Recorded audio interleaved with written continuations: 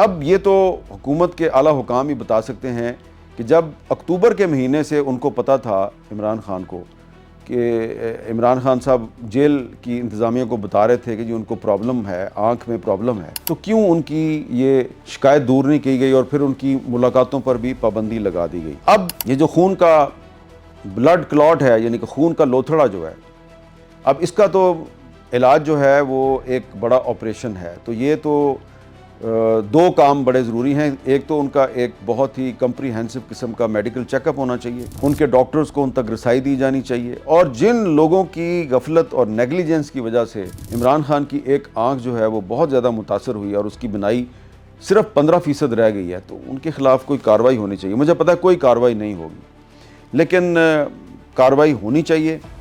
और इसलिए कि इस वक्त जो लोग इक़्तिदार में हैं वो ये समझते हैं कि उन्होंने हमेशा इक़्तिदार में रहना है। जो भी इक़्तिदार में होता है वो यही समझता है कि उसने हमेशा इक़्तिदार में रहना है।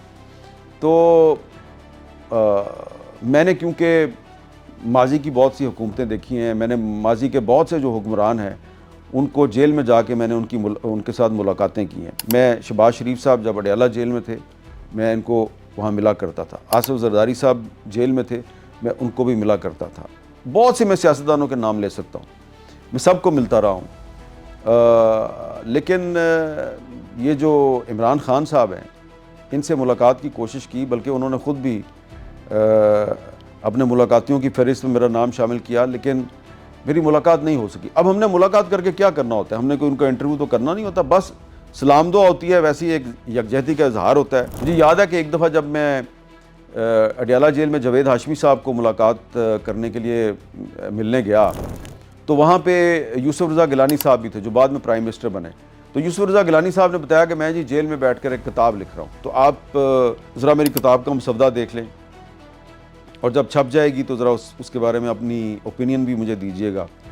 शायद इमरान खान साहब को ऐसी सहूलत नहीं है, उनको किताबें तो दी गई हैं लेकिन उनको लिखने पढ़ने का सामान अभी तक मुहैया नहीं किया गया।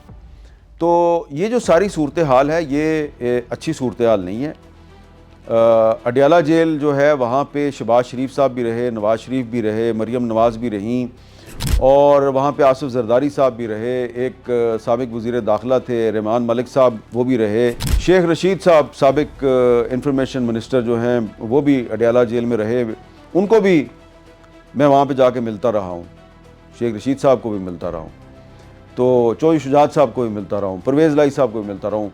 मुझे बहुत से लोगों के नाम याद आ रहे हैं जिनको मैं अडयाला जेल में जाके मिलता रहा हूँ, और इतने बुरे हालात किसी के नहीं थे।